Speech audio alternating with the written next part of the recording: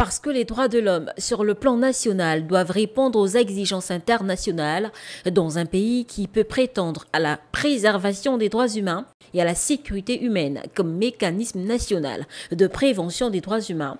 Le ministre de la Justice, garde des Sceaux, chargé des droits humains, est allé droit au but.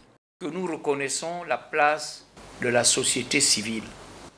Donc c'est en fonction de votre dynamisme que moi j'aurai la force de vous aider.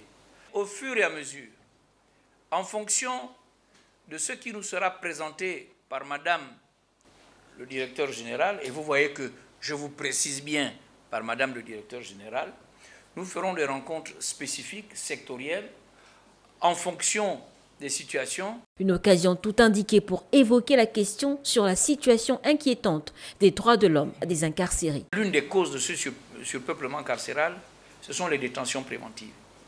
Donc, nous allons faire en sorte que les sessions criminelles se tiennent. Pour la société civile, représentée à travers les différentes associations militant pour les droits humains, cette rencontre présage de bonnes perspectives. Tout le long de ces échanges, on a pu bien voir que c'était très important et que les participants, notamment les OSC, ont pris plaisir à rencontrer le ministre et ont demandé d'ailleurs au garde des Sceaux, monsieur le ministre, de continuer dans cette dynamique-là.